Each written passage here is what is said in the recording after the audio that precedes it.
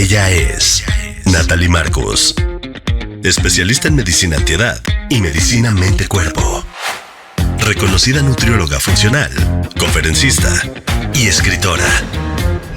Ella te invita a resetear, reparar y regenerar. Las 3 R's, un podcast de Natalie Marcos. Bienvenidos a un podcast más de las 3 R's. Podemos renovar, resetear y reparar nuestro cuerpo y nuestra mente. Tengo un invitado muy querido, un doctor que admiro mucho. El doctor Moisés Rosenthal es un médico por la Universidad Central de Venezuela, tiene un posgrado en radiología en Harvard University, Boston, cuenta con un fellowship en radiología vascular e intervencionista en Miami Vascular Institute, está certificado por el American Board of Radiología Vascular e Intervencionista, certificado por el American Board de Medicina de Obesidad, tiene un fellow de la Sociedad Americana de Intervencionismo, coautor del libro Hambre y Hormonas, además es autor de múltiples artículos científicos y de varios capítulos de libros. Ejerce 2 especialidades importantes tanto en Miami como en Caracas, Venezuela, radiología vascular e intervencionista, y algo muy interesante que es la medicina de la obesidad. Bienvenido. Gracias, wow. Wow, tu currículum. No, al revés, tú por tan bella presentación. Querido, a ver, tú trabajaste muchos años en esta cirugía de embolización bariátrica como experto en metabolismo de la obesidad. Bueno, yo me metí en el mundo del sobrepeso y la obesidad por la intervención que se llama bariatric embolization, embolización bariátrica, que es cortar la sangre que llega al fondo del estómago donde se produce la grelina, que es la hormona del hambre.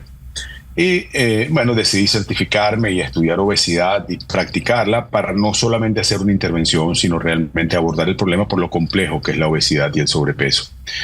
Hice por mucho tiempo esa intervención, que es muy poco invasiva, pero coincide con la aparición, mejor dicho, con la nueva indicación de los agonistas GLP-1, el Ozempic, el Mounjaro, el Saxenda, el tirzepatide. Y es un tratamiento médico que obviamente es menos invasivo que una intervención. Aunque esta intervención era poco invasiva, pues el uso de los medicamentos es menos invasivo aún. Y desde ya hace 4 años los uso rutinariamente y le ofrezco al paciente todas las opciones. Tratamiento, obviamente ningún tratamiento, sino simplemente un cambio de estilo de vida, nutrición, cambio de estilo de vida, etcétera. Se le ofrece tratamiento médico, ya que si vienen a mí es porque están buscando una ayuda médica. Le ofrezco la intervención, o si son casos de gran obesidad, también lo mando a un cirujano bariátrico si fuese necesario. Lo cierto es que estos agonistas GLP-1, el Ozempic, el Saxenda, el Wegovy, han, yo diría, revolucionado las medicinas o el tratamiento médico para el sobrepeso y obesidad, y de eso podemos hablar todo el tiempo que tú quieras. Ok. ¿Cómo defines que un paciente es candidato para estos tratamientos nuevos, como el Ozempic, el Mounjaro, etcétera? La FDA aprobó estas medicinas hace muchísimos años para diabetes y descubrieron que estos pacientes diabéticos perdían peso.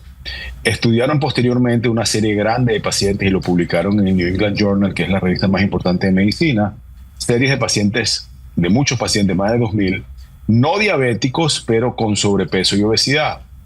Para entrar en esos estudios y la indicación formal de la FDA para utilizar esas medicinas, un paciente que tiene que tener obesidad grado 1 o 2 o 3, o sea, tener un índice de masa corporal más de 30, o pacientes que tengan sobrepeso con alguna comorbilidad, es decir, índice de masa corporal de 25 a 30, pero que sufran de alguna complicación del sobrepeso, síndrome metabólico, hipertensión arterial, diabetes, hígado graso.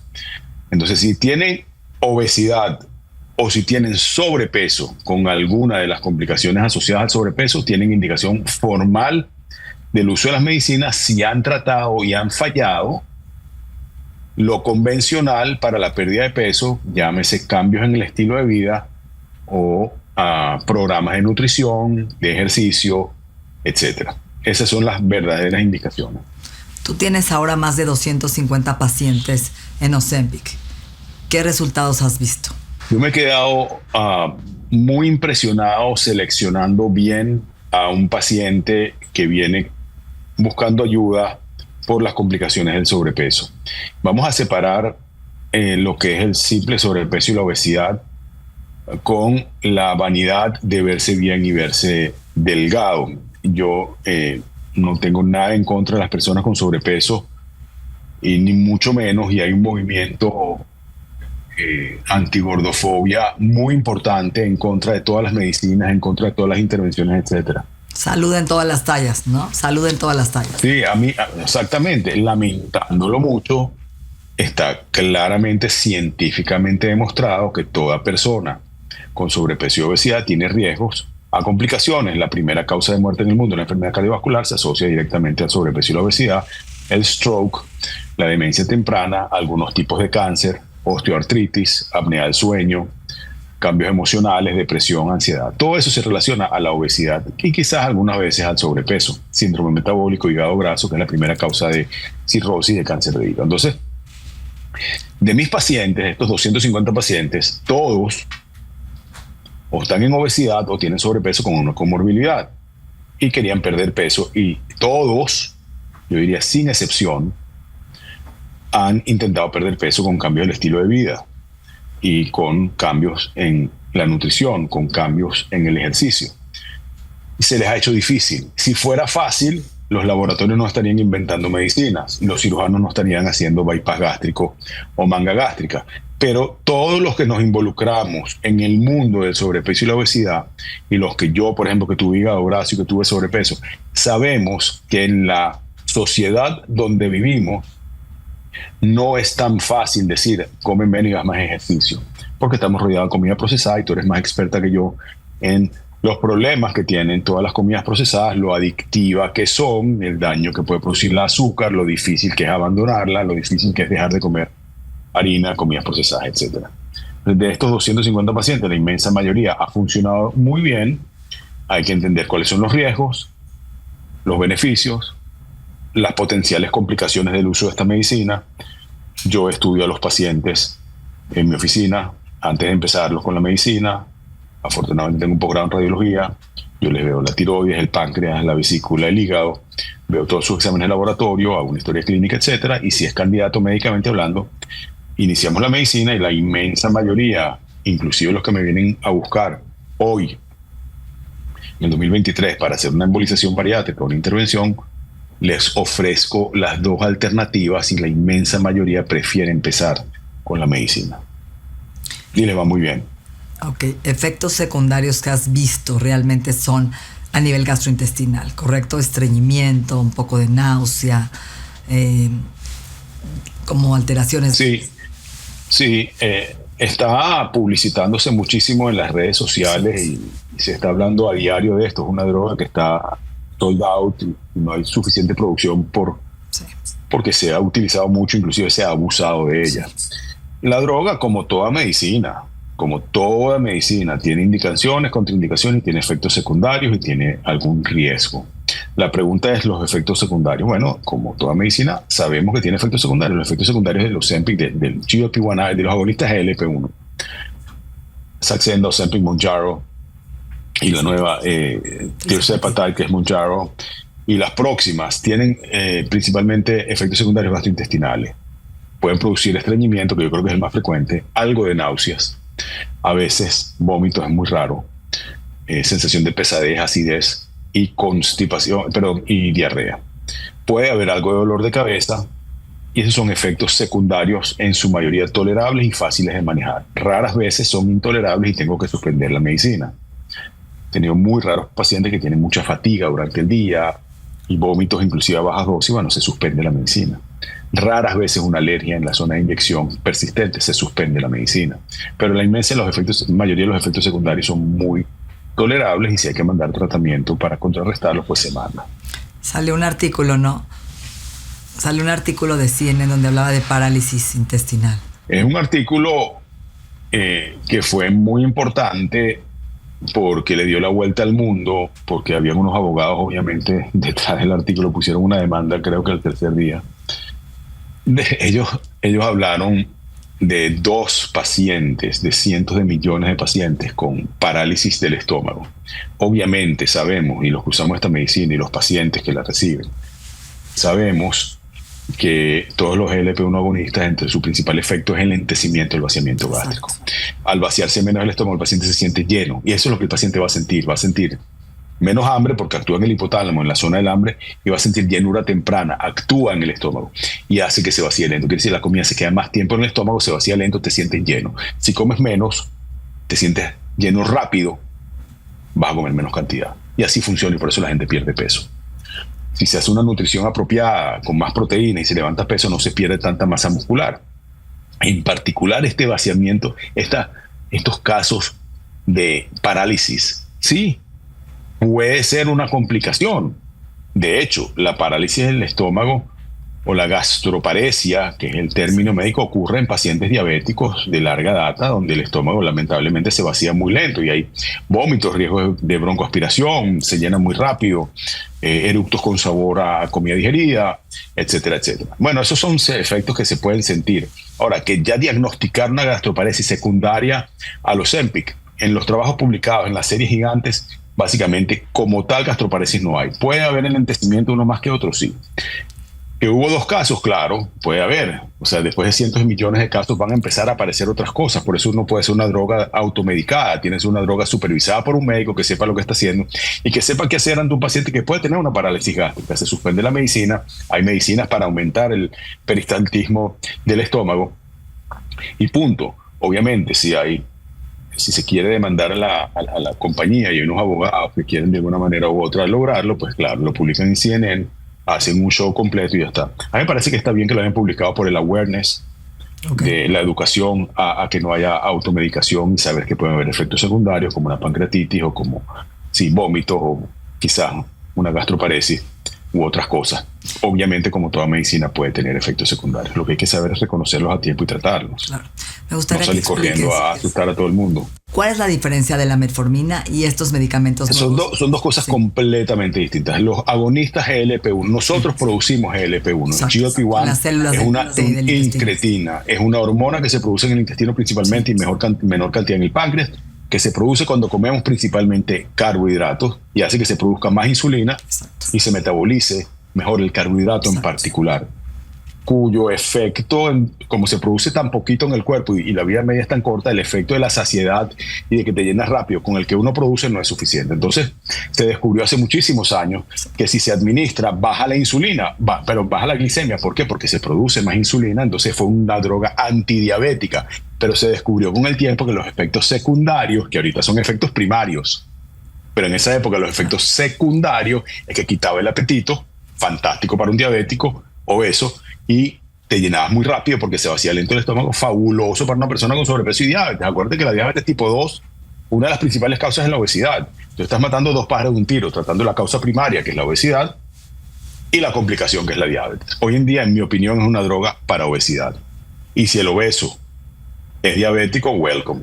Estás tratando, produces más insulina cuando comes, tienes el efecto de la insulina, mejoras la resistencia a la insulina, pierdes peso.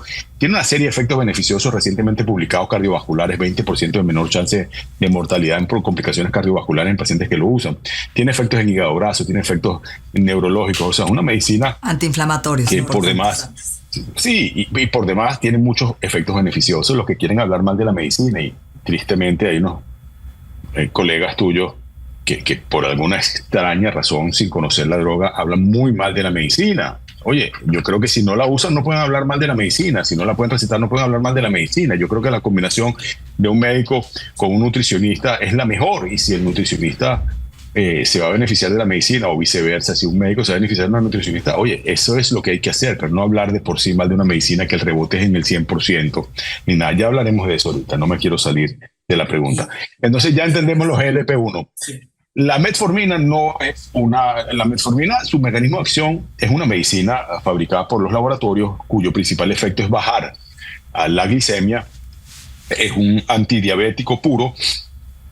Tiene efectos principalmente en el hígado y se involucra en la neoglucogénesis, y el mecanismo preciso y exacto, inclusive para los que la usan todos los días, es difícil de entender, pero su principal efecto es un efecto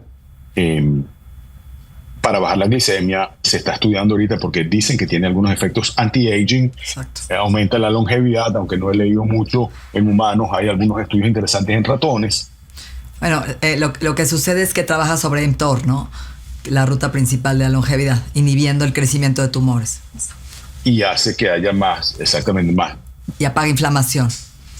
Y tiene un efecto también, obviamente, sobre la insulina y sobre ovarios poliquísticos, está muy utilizada. Y además dicen que baja un poquito el apetito. Te confieso que la inmensa mayoría de los pacientes que yo tengo vienen ya con metformin por ser diabéticos tipo 2 o por síndrome de ovario poliquístico que se asocia a la obesidad o porque les dieron que les quite el apetito y no son comparables, punto. Cierto.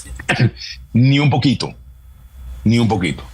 Tiene muchos efectos beneficiosos en obesidad, en diabetes tipo 2 y en ovario poliquístico, síndrome de ovario poliquístico, la metformina, pero su efecto para el tratamiento del sobrepeso y la obesidad es muy deficiente. Lo usan como algo más, pero como principal acción comparado con ninguna droga, ni casi que la cirugía, se compara con perder hasta el 15% del peso o cuidado y más, que es lo que se logra con la dosis máxima de los GLP-1, de los agonistas GLP-1.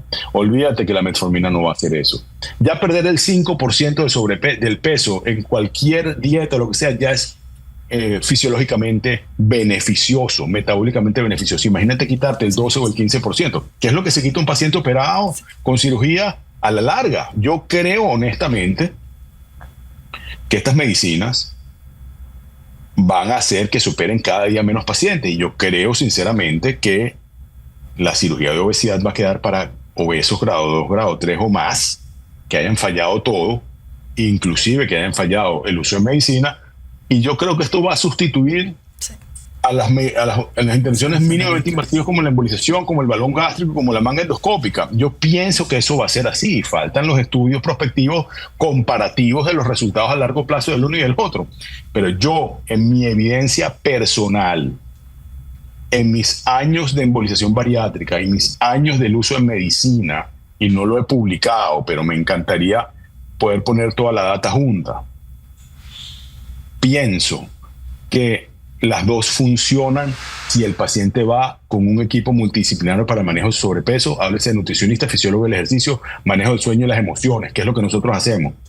Pero yo no quiero repetir una embolización bariátrica u otra intervención en un paciente que haya fallado y ocurre en un gran número de pacientes. En cambio, yo puedo, si fuese necesario, iniciar otra vez Ozempic en un paciente que haya fallado. Tan es así que está publicado recientemente un tremendo artículo de Saxenda, que fue el primero que utilizamos, que se usa una vez al día en vez de una vez a la semana, con resultados espectaculares en aquellos pacientes que ganaron peso después de una manga gástrica o una cirugía bariátrica. Wow.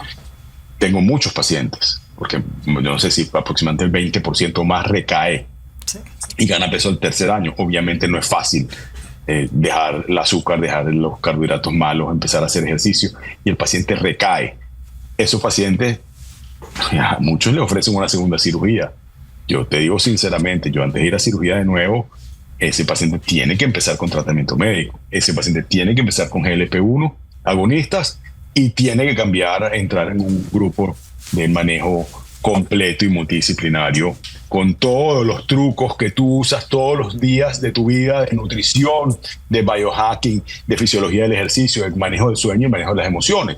Porque si yo le quito el hambre, pero sigues comiendo donuts y pizzas, olvídate, va a comer menos cantidad, va a perder peso, pero el hambre vuelve cuando yo le quito la medicina. Esa no es la solución. Yo creo que acabas de tocar el punto más importante. A ver, tengo un paciente que come mal, un muchacho de 20 años, que tiene de algún tipo de problema de atención, por así decirlo, está tomando medicamentos psiquiátricos y no hace ejercicio, no le gusta comer verdura, no le gusta comer fruta, su principal dieta era carne y proteína animal, comía esta dieta como tipo paleo keto, ¿no? ¿Y qué sucede? El doctor le prescribe el Ozempic y a la semana se vuelve un hombre mucho más agresivo, tiene estreñimiento, está irritable, de mal humor, la mamá ya quiere quitárselo. Y ahí es el punto más importante. A ver, si tú vas a reducir tu ingesta calórica un montón inyectándote, tú te tienes que asegurar que tu dieta en ese periodo de ventana o cuando comes tiene que tener los bloques necesarios para tu cerebro, para tus hormonas, la fibra adecuada, ¿no? Porque ese es el tema del estreñimiento. Si yo no como fruta y verdura, si no como granos integrales, si no tomo agua, si no me muevo y quiero la magia que el Ozempic me quite el hambre y mi ingesta va a ser comer una dona, pues obviamente me va a repercutir a nivel nutricional. Entonces, ese es el punto más importante. Nosotros tenemos que dar un tratamiento que es una coadyuvante a un proceso, pero con una condición donde el paciente se comprometa a cambiar su estilo de vida. Sea metformina, sea Ozempic o sea lo que sea, ¿no?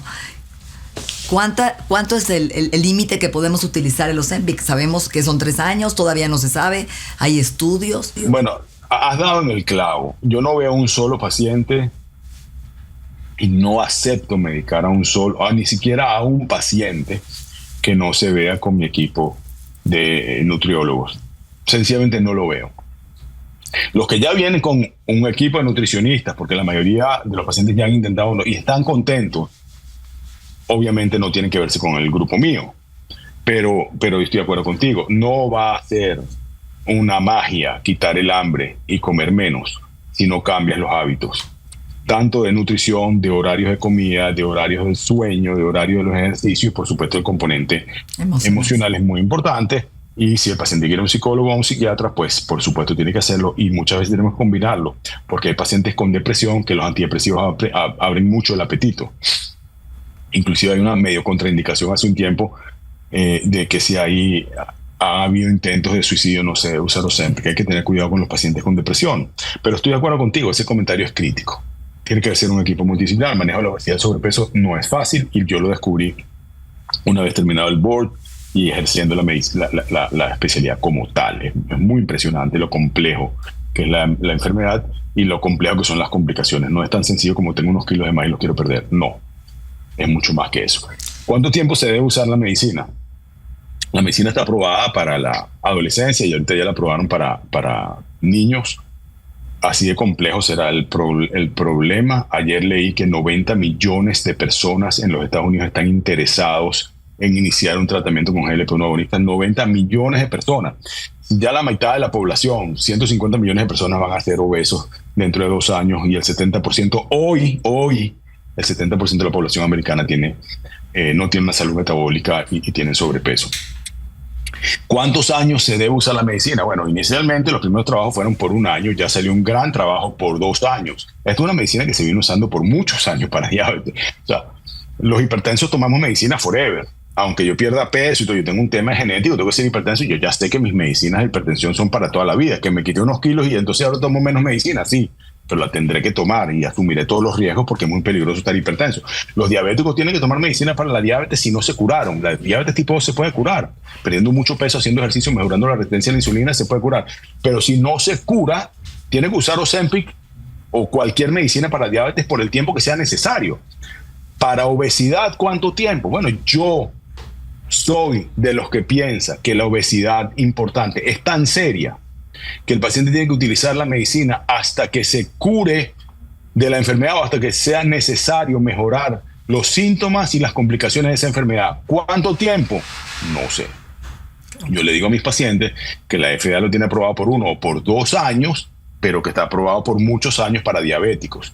Y en mi opinión, una persona con una obesidad muy seria tiene más riesgo de morirse joven que riesgo de complicarse con Ozempic a largo plazo. Un paciente medicado, controlado, con buenos resultados, no tiene que suspender el Ozempic hasta que estemos contentos. Yo a la inmensa mayoría de los pacientes les suspendo el Ozempic tarde o temprano. Lo paro. ¿Y cuánto es el porcentaje de rebote o de que vuelvan a subir kilos? Lo descrito en la literatura es que es muy alto, 70%. Sí. Igual que cualquier dieta, keto, no keto o lo que sea.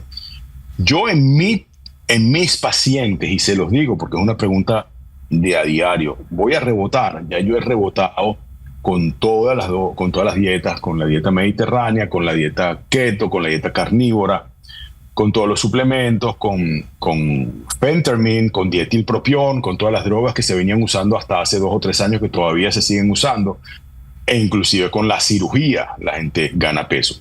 O sea, no es culpa de la medicina, no es culpa de nadie, es culpa de la sociedad y el sistema y el estilo de vida que tenemos. No poder entender que el cambio de hábitos es de por vida y no es un cambio de hábito mientras uses el Ozempic por 6 meses. Porque el Ozempic no te va a dejar comer porque vas a vomitar si comes mucho. No te va a dar apetito porque sencillamente en el hipotálamo actúa y no da apetito. Y porque si sigues comiendo y no se vacía el estómago, a algún lado se va y se va para afuera. Pero si utilizaste ese tiempo para, de la mano con el nutriólogo, con el fisiólogo del ejercicio, con el psicólogo, entender que la basura no se puede comer más y que tu cuerpo no acepta la basura. Y yo llamo basura a la basura, pues a las donuts, todas las chucherías, a los Doritos, a lo que hace que tú empieces a comer y no puedas parar. Eso es basura porque es adictivo, como el alcohólico que no puede parar de tomar alcohol y cuando lo deja apenas agarra un whisky, ya cayó. O como el que está con cocaína, dejó la cocaína, pero apenas vio la cocaína, la probó y no la deja. El placer que produce eso para los alcohólicos, para los fumadores, es el mismo placer de aquella persona con gran sobrepeso que era adicta a los carbs, al azúcar o a las cosas que lo hacían engordar y vuelven. Si logras curarte de eso, el rebote es bajo. En mi experiencia, el rebote no es 70%, es bastante, muchísimo menos. No tengo los números, no tengo la estadística. Sí. Ojalá consiga alguien que me ayude a sacar las estadísticas, pero el rebote es bajo. Muchos pacientes se pierden, perdieron 15 kilos, se perdieron, no los vi más nunca. Pero la inmensa mayoría de los pacientes cercanos se mantienen. Perdón, y raras veces he tenido que reiniciar el tratamiento y ya está. La verdad es que yo tengo una especialidad. Mi tesis en mi internado fue en obesidad infantil en el Hospital Shriners. Yo diseñé un programa para enfermeras que veían niños con obesidad y tenían daño de epifisiolistesis por la misma obesidad, ¿no? En el fémur y en la cadera, y tenían otros efectos y complicaciones. Y es interesante entender esto. A ver, la obesidad es, como lo dijiste, es una enfermedad multidisciplinaria, una interacción genética. Traemos la carga genética de mamá y papá con la interacción con el medio ambiente. Y esto es lo que hoy causa, ¿no?, lo que estamos viviendo, esta epidemia. ¿Por qué? Porque hay un mal manejo del estrés, más manejo emocional, la gente no sabe manejar la ansiedad, no duerme, vive estresado, busca la comida como confort, como apapacho. Seguimos buscando el placer y la dopamina en el azúcar en vez de buscarla en el ejercicio, en una buena plática, en buenas relaciones, en hobbies, un proyecto de vida. Y es complicada, muy complicada. Si tuviéramos la cura, ¿no? Bueno, pues no estaríamos tú y yo hablando de este podcast. Exacto. Y no tendría yo trabajo, no, y ni tú para empezar, ¿no? No, es interesante porque de verdad no es un tema de falta de voluntad, lo sabemos. No es un tema de falta de quiero enflacar. No es que fracasé. El sistema ha fracasado. El sistema es malísimo. La industria, ¿no?, de alimentos, lo que le ponen, los aditivos, generan esta adicción en el cerebro. Es muy complejo. Podríamos hablar tú y yo 17 horas de lo que sucede a nivel, ¿no?, ambiental con lo que los estímulos que nos brindan en la televisión todo el santo día, ¿no? Que la cultura light, queremos lo rápido, lo fácil. Y no es así. Necesitamos hacer un trabajo personal. Yo también he sido obesa, tuve 12 kilos cuando me fui a vivir a Suiza. Y claro, yo creo que es un cambio de mindset muy importante. El mindset no es fácil, necesitas ayuda, necesitas un psicólogo, necesitas un médico, necesitas un nutriólogo, muchas veces necesitas un coach, necesitas un fisioterapeuta o un coach de ejercicio, de meditación, de respiración, y entender, ¿no?, cómo funciona nuestro organismo. Y cuando estamos estresados, cuando estamos deprimidos, lo primero que pensamos es en el rush de azúcar, este alivio temporal. Y comemos con culpa y tenemos una pésima relación con los alimentos, tú lo sabes, ¿no? El alimento no es nuestro enemigo, el alimento es poder, el alimento es información, el alimento sana. Y creo que esta nueva oportunidad, yo lo veo como una oportunidad, y te lo digo personalmente porque tengo una pareja que tiene la glucosa en 120, una mamá con diabetes, todas sus hermanas con diabetes, y él es un hombre fuerte, sano, hace ejercicio todos los días, come sano, no come azúcar, y sin embargo, ¿sí?, tomaba la metformina y no le bajaba los niveles de menos de 120 con el glucose monitor continuo, que él sí se checa. Y cuando empezó a utilizar el Ozempic, por primera vez sucedió algo muy interesante. Comíamos un pastel los dos de chocolate y yo a la hora subía mi glucosa, pero yo tenía un retorno en menos de una hora a 80 de regreso basal. Él no. Sus niveles seguían en 200. Y ahí fue cuando, a través del Ozempic, volvió a sensibilizar al páncreas, a generar otra vez una buena insulina de buena calidad, donde regresa muy rápido, y estos picos, estos spikes que generan, sabemos tú y yo, que oxidación, envejecimiento, radicales libres, se eliminaron. A pesar de comer por bloques, que ya sabemos que es bueno, no sucedía en esta persona. Y hay veces que tenemos que recurrir a un tratamiento más integral. Y por eso creo que es importante que como médico lo recalquemos, ¿no? No es la magia, pero sí puede ser la prevención de la diabetes, ¿podrías decirlo? Es un tratamiento inicialmente fabricado, estudiado y aprobado para diabetes tipo 2, no diabetes tipo 1. Aquí la resistencia a la insulina es el principal factor. Exacto. Se produce insulina y no funciona. Exacto. Esto no solamente va a producir más insulina, va a producir menos glucagón, pero va a tener otros efectos secundarios que son muy beneficiosos, como quitar el hambre, disminuir el vaciamiento gástrico, efectos cardiovasculares beneficiosos, y al comer menos calorías, si te nutres bien, entonces no solamente va a mejorar tu glicemia porque produce más insulina y mejora la resistencia a la insulina, sino que quita los principales factores asociados a causa de diabetes tipo 2, que son el sobrepeso, el hígado graso, y todas las complicaciones sumadas. Y yo creo que los agonistas GLP-1 apenas están naciendo para obesidad desde hace 4 años. Ya está publicado en el New England uno de 3 componentes, no solamente un GLP-1 y el GIP, que es otro incretin, sino un tercero. Y ya lo que viene es la fase 2 de ese estudio. Terminó en fase 2, viene la fase 3, o sea, ya se sabe que es seguro, ahora viene la prueba. Y dentro de unos años lo vamos a tener. El tema aquí está en la capacidad de producción y el costo. Y viene oral. Eso va a mejorar. Viene ahora en forma oral. Viene oral hace mucho tiempo. El Rybelsus es semaglutide vía oral y siempre se ha usado. Okay. Sí, a mí me gusta el inyectado porque la absorción es continua y es una vía media muy fácil de controlar, pero vía oral tengo pacientes, primero hay que tomarlo todos los días, hay que saber ajustar la dosis para arriba o para abajo, y tengo muchos pacientes vía oral porque les da miedo la inyección, o que al fin y al cabo es una mini aguja minúscula, o simplemente prefieren tomarlo, pero bueno, hay que tomarlo en el estómago vacío. Se vacía más lento el estómago, entonces en teoría hay que tener un poquito más de cuidado para su absorción, etcétera, pero también lo hay vía oral. Lo que pasa es que está vía oral aceptado para diabetes FDA, no está aceptado para obesidad, pero sigue siendo semaglutide. Es como el Wegovy y el Ozempic, ambos son semaglutide. Uno está aceptado por la FDA para diabetes, que es el Ozempic, y se está utilizando para obesidad, y otro está aceptado para obesidad, que es el Wegovy, porque la pluma donde viene le cabe más medicina y está más concentrada. Hay plumas de Wegovy de hasta 2.4 miligramos y no hay plumas de Ozempic hasta más de 1 miligramo, pero sigue siendo la misma medicina. Y yo creo que esta medicina, sin lugar a duda, por lo menos hasta hoy, es la mejor medicina fabricada en la historia de la medicina para esta enfermedad que se llama obesidad y todas sus complicaciones. No hay duda. Y yo creo que por lo que leo todos los días, lo que viene es solamente cosas mejores. Que sí, que tiene complicaciones, claro. ¿Qué medicina no tiene? Tómate una aspirina, te puede caer mal. Tómate, cualquiera, un antibiótico. Todas son medicinas, al fin y al cabo. Tienen riesgos, tienen complicaciones, tienen efectos secundarios, tienen beneficios. Se ponen una balanza. Yo indico medicinas todos los días de mi vida. Pongo una balanza antes de mandar una medicina, un Plavix, cuando le pongo un stent a un paciente con una arteria tapada. Obviamente tiene riesgo de sangrado, tiene 1000 cosas, pero bueno, tengo que usarla. Si no se va a tapar el stent, ¿cómo hacemos? Y así sucesivamente. Excelente. Pues, ¿cómo te gustaría cerrar este podcast? Una frase, un consejo. Este podcast, si lo enfocamos hacia las verdades y todo sobre GLP-1, yo lo único que diría al final es que es una medicina poderosa, extraordinaria, no solamente para la diabetes, sino para el manejo del sobrepeso y la obesidad cuando está bien indicada. Y ojalá, yo sé que esto lo ve mucha gente, ojalá el mensaje llegue a que si la medicina está bien indicada y bien supervisada, es muy buena, no es magia, pero no hay que satanizarla. No hay que hablar mal de una medicina que ha salvado cientos, millones de personas de complicaciones del sobrepeso, de la obesidad y la diabetes tipo 2.